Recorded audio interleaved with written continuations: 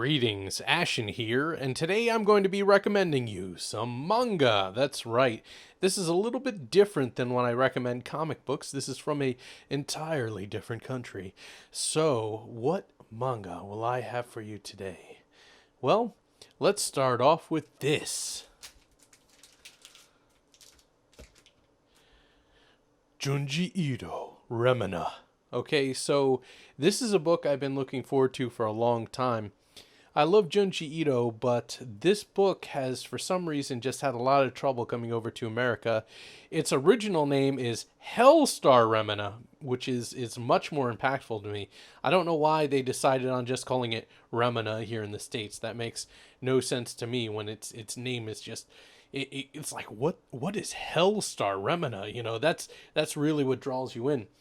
But this book is about a planet that comes from outside our solar system and comes to Earth for a devious reason. Now, what could be done with this? How could this whole book be just filled with stuff about this planet and what's going to happen? Well, the great thing about Junji Ito is he takes everything to its most logical extreme. Like, how far can you take this premise? And then take it even further. So, my recommendation is get this epic story. It is absolute insanity. It's as much fun as it is scary, and you're definitely going to want to take a look at that. All right. So, next up for my 3 that I'm choosing from today is Blame. Yes, Blame is epic. We have some cyberpunk madness going on here. The art in this book is incredible. It really drives home the atmosphere of this terrible, terrible future where machines have taken over the world and are constructing and never stopping, just building the world bigger and bigger. And humankind is almost wiped off of the planet, and nobody knows exactly why that happened. And you have this lone gunman here, this machine wandering the world. He looks like a human, but he just isn't quite human. And it's his immortal task to go and figure out what caused all this and stop it. So a lot of this story is mostly world building. You get a lot of epic scenery in here, just awesome art. There's some awesome action in here as well. But this book, the scenery really drives it all home. It is definitely visual storytelling. And then when you do get a break and you are introduced to the gradual other character, it's really meaningful because this is crazy dystopia that's presented in this story. I definitely recommend you check out Blame. Last but not least, we have a book that's relatively new. This is something that I heard about a while ago, and when I heard about the premise, I couldn't help but want to check it out. It is called Chainsaw Man. That's right. Now, this story is really interesting. It uses demons and possession and contracts with demons in a very interesting way. We have our main character, and his story goes back to where he befriended a demon. It's this really cute demon.